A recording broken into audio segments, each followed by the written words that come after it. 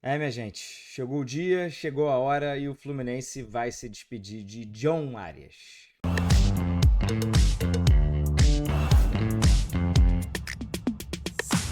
Salve rapaziada, como é que vocês estão? Mais um vídeo aqui no canal do Canedo. Madrugada de quarta para quinta-feira e eu estou aqui gravando sobre a notícia confirmada, né? Eu fiquei devendo, abri uma caixinha, só veio pergunta sobre isso.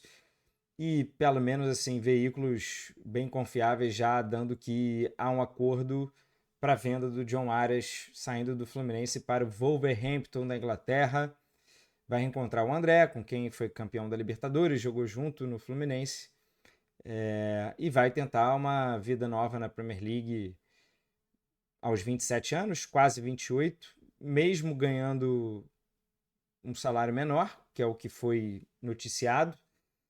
Não imagino também que tão distante assim do atual salário dele no Fluminense, mas é claro que é um movimento que não é sobre dinheiro, né? O John Arias já vem em algumas janelas dando todas as indicações possíveis que a carreira dele não é pautada pelo dinheiro. E ele queria uma oportunidade num grande centro, numa grande liga. Já havia recusado o Zenit, o Al Nassr. E aí chegou uma oferta do Wolverhampton e ele aceitou. E principalmente o clube também aceitou. Há um movimento, e é bom já a gente tirar esse elefante da sala. Eu sei que o Twitter, o X, ele não pode ser balizador de nada. Mas tem alguns malucos, né, uma insanidade, né, e pessoas carentes que querem RT, curtidas, etc. Eu não estou dizendo que todo mundo se sente assim, o faz por isso. Mas aquilo lá é um manicômio. Então é loucura. Você abre e vê gente dizendo que vai torcer pro cara se machucar, fazendo ironia sobre levar avô e avó no estádio, já que o Arias perdeu uma avó assim que ele chegou no Fluminense e a avó era meio que uma mãe para ele. Sim, gente ruim de coração, mas que eu tenho certeza que na primeira oportunidade, se estivesse frente a frente com o Arias, ia sacar o celular e pedir uma foto. Enfim, pessoas frustradas de rede social e naquela rede social específica tem um monte. É, eu acho que todo torcedor que paga o ingresso vai se manifestar como ele quiser, mas eu acho um absurdo pessoas irem ao estádio contra o Cruzeiro para vaiar o John Arias, um cara que fez muito pelo Fluminense, o Fluminense fez muito por ele. Foi uma relação profissional em que durante quase a totalidade desse período os dois foram muito felizes. E o Arias, em termos práticos aqui, ele chegou em agosto de 2021. Teve um período de fato de dificuldade, não estava jogando bem. Na virada de 2022 ele engrena. Então ele tem 22, 23, 24 e metade de 25. Estamos falando aqui de 3 temporadas e meia em que ele jogou um futebol top, um futebol de primeiríssima prateleira do futebol sul-americano. Em 22 e 23 ele foi um dos melhores jogadores do time, talvez não o melhor, porque Germancano, mas em 24 e 25 dá para cravar com tranquilidade que ele é o melhor jogador do time. Não só o melhor jogador do time, né? Atualmente, um consenso também, você que não é tricolor e está assistindo, o John Arias é o melhor jogador da América do Sul. E se for pegar esse recorte de 2022 para cá, é difícil também achar 3 jogadores que jogaram mais bola que ele nesse período. Né? Não em cada um dos anos, mas nesse período como um todo. Então, assim, eu não consigo ter nada menos que gratidão, reconhecimento pelo jogador que estava em todos os jogos, jogava data FIFA, pegava avião, jogava. É... ele forçou saída nas janelas. Ele recebeu proposta que ele achou interessante e ele aceitou. E aí caberia o clube aceitar e ele sairia ou recusar e ele ficaria.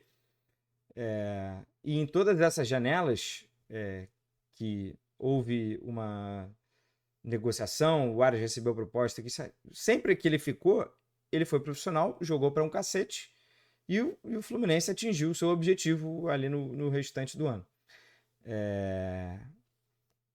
Óbvio que sempre poderia fazer mais coisas, mas não por conta do Arias, né? O Arias sempre jogou muita bola, né? Ele não é responsável por qualquer insucesso do Fluminense em objetivos dentro de campo. O que pega, assim, para o torcedor ficar bem chateado é, evidentemente, a perda técnica versus o dinheiro recebido. Então também temos que tirar esse elefante da sala. Falei no Thiago, deu até um debate acalorado, né? Mas super de boa com o Thiago, porque o Thiago estava insistindo que por 20 milhões de euros tinha que vender de qualquer jeito, citando principalmente a idade do Ares, 27 para 28 anos. E eu tentava justificar que, olha, o Ares é hoje insubstituível no Fluminense. É difícil imaginar que o Fluminense contrate alguém bom para o lugar. Os últimos pontos contratados foram Canobi e Soteldo. E que esse valor não representa, por conta da receita que o Fluminense tem com o Mundial, terá, terá, né? Já entrou uma parte, depois vai entrar outra. Esse valor, que é de 22 milhões de euros, ou na discussão ali 20, não representa. E o que é pior é que o Fluminense não vai receber todos esses valores, né? Já foi noticiado aí pelo GE, pela galera do Jornada. A transação tem como valor total 22 milhões de euros. Porém, o Fluminense vai receber de imediato, ou de imediato não, né? Parcelado até, mas fixos, 11 milhões. Então vamos facilitar as contas. 22 milhões é o valor total. 17 fixos, 5 de bônus. Esse é o valor da operação total. O Patriotas tinha 50%, um clube colombiano tinha 50% dos direitos dele. O Fluminense conseguiu, numa melhor negociação do que a primeira proposta que ele recebeu, pegar um percentual do Patriotas. Então o Fluminense vai receber 11 fixos mais 5 de bônus. Então, dos 17 fixos, o Fluminense recebe 11, quando ele deveria receber 8 e pouco, né? E o Fluminense vai receber integralmente os bônus, que aí não sabemos. Precisam vir a público para eu chegar e falar que é absurdo ou são factíveis. Ou, de repente, metade é factível, metade é absurdo, como o Ares fazer um gol batendo escanteio e cabeceando na área. Ou o Ares ganhando a Champions League pelo Wolverhampton. Até classificar para a Champions League já seria bem impossível. Ou podem ser bônus relacionados a quanto tempo ele vai jogar, quanto tempo ele vai ficar em campo, quantos jogos, quantos gols e assistências ele vai ter na temporada, né? Vai depender do rendimento dele. E aí eu acho que valeria sim o Flu apostar, porque ele é um baita de um jogador. Eu acho que ele vai se dar bem lá. Além disso, o Fluminense conseguiu 10% de uma futura venda, o que, assim, é difícil em caso de uma supervalorização por conta da idade, né? Mas se o Aras for vendido, digamos, por 30 milhões de euros, por 35, o Fluminense vai ganhar 10%. Já é alguma coisa, né, que incrementa.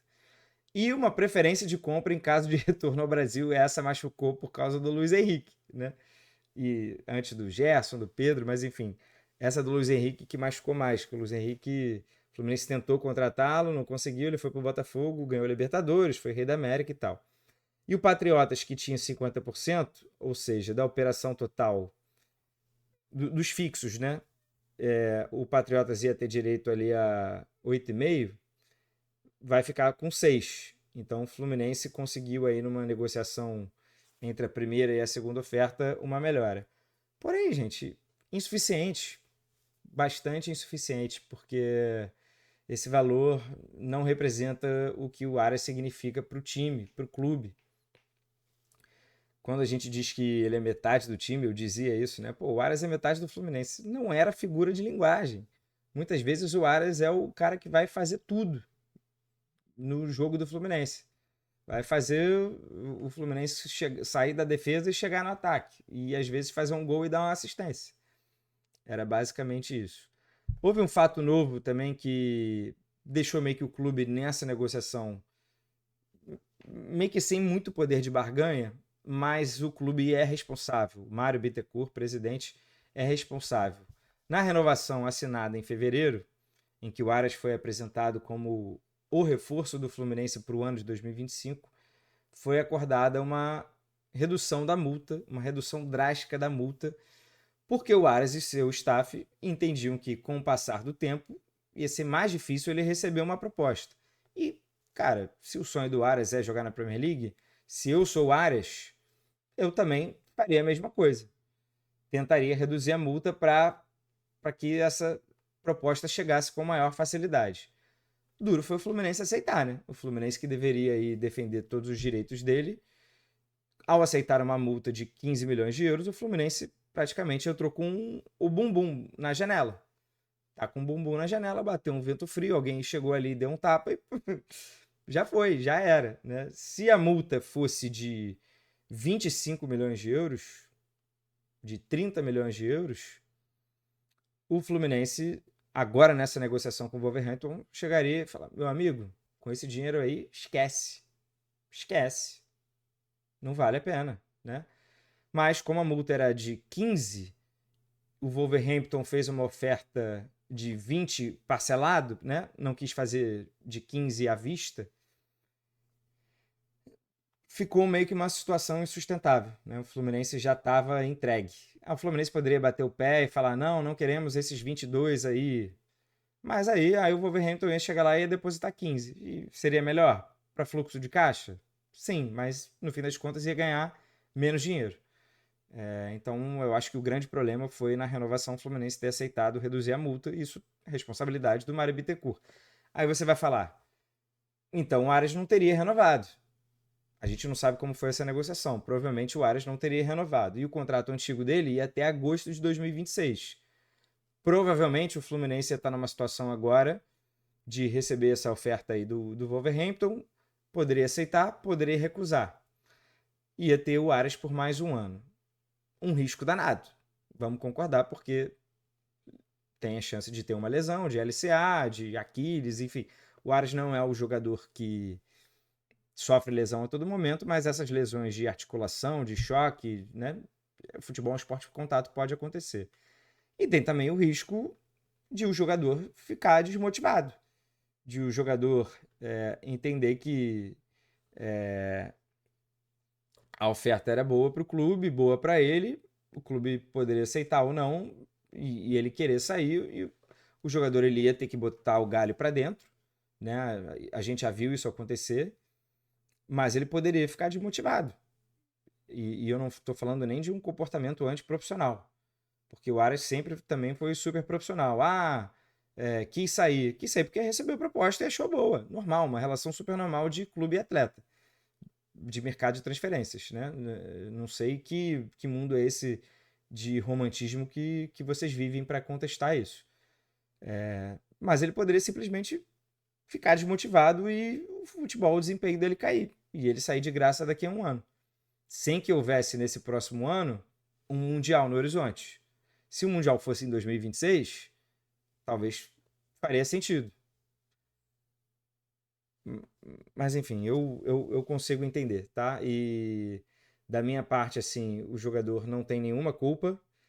Gratidão a ele. Se fosse o Maracanã, né, não vou conseguir estar lá. O aplaudiria, cantaria o seu nome e acho que deveria ser assim. O John Aras chegou ao clube, volto a dizer, em agosto de 2021. 4 anos, né? Vai completar 4 anos, completaria 4 anos. É muito raro um jogador de um alto nível ficar 4 anos em clubes que não estão em situação financeira estabelecida, como Flamengo e Palmeiras, né? Então, fora esses clubes, é muito raro um jogador atuar nessa faixa de idade também, né? Não é o cara que chegou para se aposentar e ainda está jogando bem porque ele é muito bom. Para citar aqui o Hulk do Galo, né? Que também ganha um salário absurdo. Mas para citar o Hulk do Galo, o Hulk já chegou com 30 e poucos, né? Ao Atlético Mineiro. O Aras não, chegou com 23, está saindo com 27. E é muito raro um jogador jogar a bola que ele jogou, né? Fazer 229 jogos, talvez o jogo 230 seja o Cruzeiro. Fazer 47 gols, dar 55 assistências, ser campeão da Libertadores jogando um absurdo, ser campeão da Recopa decisivo na Recopa, 2 vezes campeão carioca, sempre jogando um absurdo. Pô, ajudou o Fluminense a cumprir outros objetivos, né? foi o cara desse Mundial, pegou seleção desse Mundial, foi o principal responsável, pelo Fluminense ter chegado numa semifinal, né? O melhor jogador do Fluminense nessa campanha histórica de Mundial. Já falei aqui sobre o fato dele ter sido o melhor jogador do time nos últimos 2 anos, indiscutivelmente, e um dos melhores nos outros 2 anos. Tem muito o que fazer, cara. Eu acho que o torcedor do Fluminense pode direcionar a sua crítica à diretoria na renovação, por ter reduzido a multa, mas eu acho que o jogador, honestamente, gente, não tem culpa, tá? E jogou muita bola e defendeu essas cores com muito profissionalismo e brilhantismo também. E nem tudo é sobre dinheiro, porque também vi um outro movimento naquela mesma rede social. Ah, mas ele vai para receber menos. Nem tudo é sobre dinheiro, gente. Nem tudo é sobre dinheiro. O Aras recusou o Zenit e o Al Nassr porque ele tem um objetivo de vida. E, cara, isso é extremamente pessoal.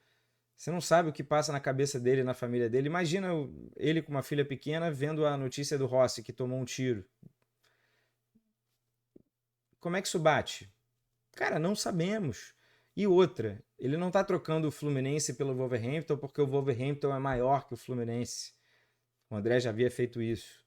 Ah, mas o André saiu porque ganhou mais. Porque nem tudo é sobre dinheiro, cara. O John Aras está indo para o Wolverhampton principalmente porque ele quer jogar numa liga maior, ele quer se desafiar e ele quer, de repente, mostrar que ele vai jogar no Wolverhampton 1 ou 2 temporadas muitíssimo bem e ele vai ser comprado por um clube maior. E aí vai ganhar mais dinheiro. Mas é a realização profissional dele, cara. Todo mundo tem sonho, você tem o seu sonho. E nem tudo é sobre dinheiro. Nem tudo é sobre dinheiro. E que bom, cara. Que bom que a gente também não está falando aqui de uma coisa simples, né? Porque também cansa ficar discutindo toda hora dinheiro. Ah, o Gerson não deveria ir para a Rússia, um ano da Copa. Todo mundo sabe onde o calo aperta. No caso do Gerson, é muito óbvio que foi por dinheiro. E todo mundo pode também ter o preço, né? O Aras não teve, ou não chegou um número nele que o fizesse convencer. E ele está firme no objetivo dele, na realização profissional e pessoal dele. E aí respeitem, cara, respeitem. Não é sobre grandeza de clube. E outra, se o Brasil fosse uma Premier League, o Brasil é que seria o alvo desses jogadores. Então a gente tem que trabalhar como unidade, né, como liga, né, em fortalecer o nosso. A gente não, impossível chegar no patamar de uma Premier League, porque a Premier League faz o que faz desde 1992. Construiu, demorou a construir. Mas a gente pode mitigar essa diferença, reduzir, né, o abismo. E um dia a gente pode, de fato, ser o alvo desses caras, como hoje a gente já é para vários países da América do Sul. O Brasil já conquistou esse status, esse patamar dentro da América do Sul. Falta em relação ao mundo, em relação à Europa. A gente vai chegar lá só com muito esforço. Até lá, os jovens vão querer jogar Champions League, jogar Premier League. Né? E o Aras quer. E é a realização dele, e é direito dele. Né? Se tem alguém para sair como culpado da história, é o clube que permitiu, através de negociações, que chegasse nessa situação. Ao ponto de eu chegar numa live com o Thiago Leifert e falar que não venda. Por esse valor é melhor não vender. E não era. Mas aí a gente descobre que o valor da multa era de 15 milhões e não tem o que fazer. Não tem o que fazer. Ainda conseguiu tirar mais do que isso. Tem que comemorar, porque tirou mais. Considerando os 50%, né, que só tinha, tirou mais do que a primeira oferta e do que o valor da multa. Enfim, acho que os pontos estão aí na mesa. Diga aí se você concorda, se você discorda. Pelo menos, por favor, não me decepcione, né? Nada de vaiar John Aras, tá? Não faz o menor sentido isso, gente. Vamos lá, tá? Se inscreva no canal, deixa o like, ativa o sininho. Canal do Canedo, vídeo de futebol todos os dias. Você pode discordar, tá? À vontade. Deixa aqui no comentário e aí a gente debate numa boa. Mas vaiar, pra mim, é demais. Pra mim, passa do ponto. Quiçá outras coisas piores que eu li por aí. Tamo junto, valeu. Aquele abraço. Vence o Fluminense. O Fluminense segue e permanece, né? Com os seus ídolos, com outros ídolos que vão surgir. Mas é isso. O clube, no fim das contas, permanece. Valeu.